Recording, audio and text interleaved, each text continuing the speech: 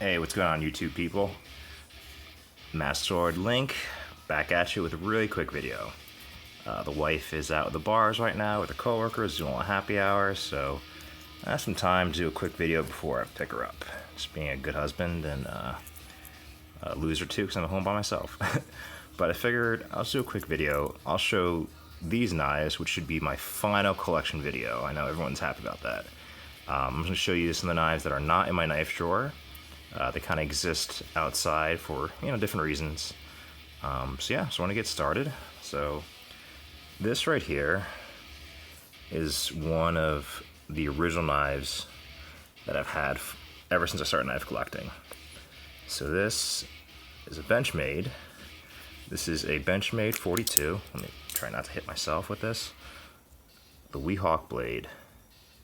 And this I actually have in a drawer next to me, and I kind of, wow, it is dirty. I kind of just, flick it anytime I feel like it, if I feel a little fidgety. But this, I've had this knife for a while now. I've had a lot of versions of this knife.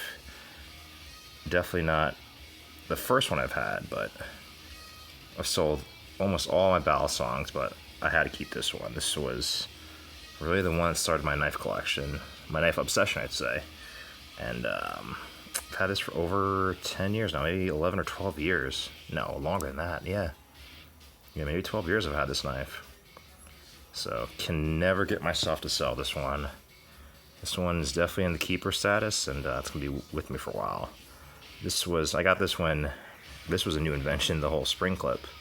So, it doesn't flop around. It's got that really cool, whoa, kind of stepped pin. Pretty cool. So yeah. And yeah, I gotta sharpen this. It's pretty dull, but I kind of like it that way because I'm not really good at flipping, so. That's one of them. That exists in a, pretty small drawer by me, and I just like to play with it every once in a while. So this is more of like a toy rather than a knife I'll carry with me. But a knife I will carry with me a lot, actually. I guess I'm ever feeling like, the need to, I guess, not be so delicate with my knife, or if I know, if my knife's gonna get scratched up, like if I go like biking or running or hiking or rock climbing, which I hardly ever do. But this is my junk knife, but it's got a lot of tape on it. But this is in my kitchen junk drawer, and I mainly have this for other people. Mainly for my wife, in case she ever has to cut stuff. She usually reaches for this knife, which is good because she'll bang this knife up. You kind of use it as a nice pick too. I'm pretty sure the edge is all mangled up, but yeah, I had to sharpen this myself, so it's actually a really good knife to have. It kind of has your beater knife, even though I don't really beat out my knives. It's good to practice sharpening, definitely. You're kind of not worried about banging this up. It's so affordable, and I don't know, for some reason I could never get myself to get rid of this knife. I love carrying this knife. It's a budget-friendly knife, but I still carry it. I just love the ergonomics of it.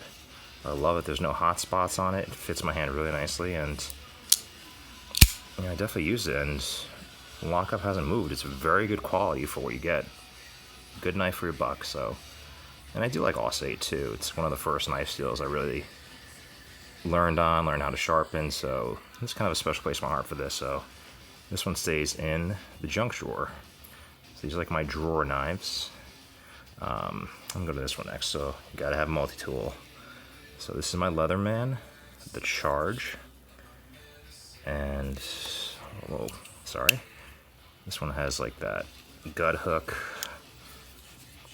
and jeez, gut hook again. It's hard to look behind a camera and do this. And a locking. What is this? 440C blade? What does that say? Oh, 154 cm. Oh, cool. As you see, I've tried to sharpen this too. Haven't done a good job on this, but you gotta have a multi-tool. I usually have this in my toolbox. Honestly, I really use this for like the pliers in case I ever pinch and need it, and I use it for these awesome little bits. I actually have extra bits in my toolbox, so very, very useful, very handy. Everyone needs one of these. I don't really carry this on me a lot because it is kind of bulky, but we just went camping this past weekend and I had it with me, and honestly, the only thing that it got some use was the nail file because, be on a campfire, cooking, you get all sooty, so hygiene's important, so this was my hygiene for that weekend. And of course, this is one of my favorites, special place in my heart for Victorinox. Victorinox was well, not really, that's a lie. A knockoff Victorinox was my very first knife I had as a kid. It's like one of those cheap $20 ones that you get in magazines. And it broke. Everything broke. Every single thing on it. Every tool broke. The steel was really, really cheaply done. Obviously, it's China made, so you could literally just take it and break it if you really wanted to. That's how cheap it was made. But this is the Cadet. Is that how you say Alox? Is that how you say it? But this is my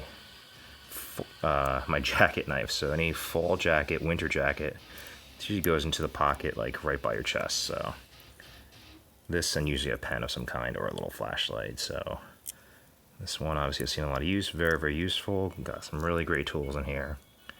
And that can opener is the best can opener ever invented. So always use this. Always have this on me.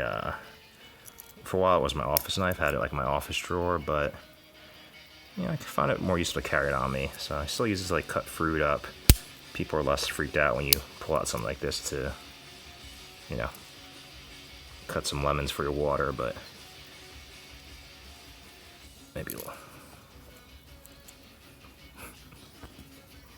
less threatening, right?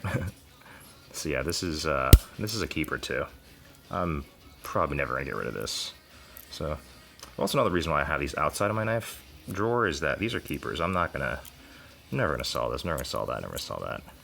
And last but not least, this is one thing I'll never sell. So this is a custom knife. I got this leather holster from was it? I'm trying to remember the name. Oh, knifekits.com. You had to stitch it yourself, so I actually did stitch this very poorly, so you can make fun of me all you want in the comments below. But this is a custom knife, and this knife was done by yours truly, Master Sword Link. I went to a knife making class. Actually, the guy who did the class was one of the competitors on Forge and Fire, so I thought it was really cool, and I decided to go with this shape. It looks terrible, and it was a tool carbon steel, so what they told us was that it'll have really cool colors when you heat treat it, so we went for like a blue, kind of ice blue color for the edge to make it nice and strong and sharp. And I actually didn't want to grind it off. I looked at the colors, I'm like, man, this thing looks beautiful. I don't want to take the colors out. And it's forged steel, so I had to forge it myself, hammer it and forge it, and I did that all and did the handle and this cheap wood. I don't know where I got this wood from, but look how I thinned this out right here, just hammering out. It's so ridiculous, but this was done by me. It's my first custom knife, and this is a keeper too. Eventually one day when I do get a grinder, I'm gonna maybe grind it up to here or something a little bit better, but I only had a limited time to grind a knife and forge it, so put a pinned handle on it, so I'm eventually going to go back and do it, but I do like the way it is. It will cut, I guess, butter if it's nice and room temperature, but so this is my signature right here. So the guy told us make sure you alcohol down your knife to make sure that before you forge it, before you heat treat it, I should say, if there's any fingerprints on it, it'll show up on the blade permanently. So while he was saying that, I was like, oh, really? So really quickly I went, because I actually wanted to have my fingerprints on it. I thought it'd be really cool, and actually I'm not going to show you that because I don't want you to steal my identity, but yeah, so eventually one day I will go back and I will grind that a little bit better. I did sharpen this by hand, so it's got, semi-mirrory polish, all done by hand. Don't look at my fingerprints, don't look at my poor quality of work. very, very rough. You know, one day I would like to go back and redo this again, but yeah, it's my first knife. It looks like a 4-year-old did it, right? But it's mine, and something really special about that. And you know, one day I'll do something kind of cool with it. I don't know what yet, but I will eventually. So yeah, that's my knife. I don't have a name for it.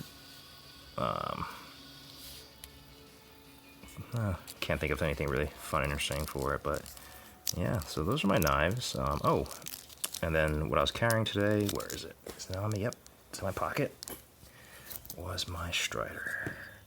And this one is special because this one has little tritium inserts here, which, can you see that? Oh, it's too bright in here, but there's a little green dot in there, which is a tritium insert in the screws, so I got a little toxic little knife here. It's too hard to say. And this is one of the originals. It's not one of the originals, it's an older style, so it has a Hindura lock bar stabilizer and flamed, that old kind of bigger flame pattern.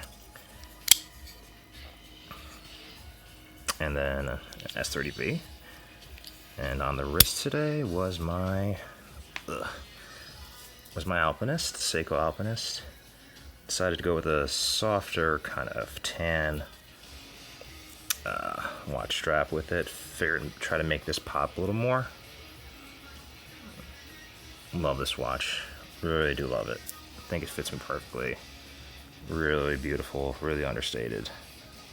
Or overstated. It's overstated, not understated. I don't know what I'm talking about. But yeah, so that was my carry today. These are my knives. I may do a quick video one of these days on, you know, a few of the keepers. Maybe even this knife. I really do like this knife a lot. Doesn't get enough video cred on my channel, so I apologize for that. And I should also do a video on this. So more to come, guys. Thanks for watching. Hope to see you next time.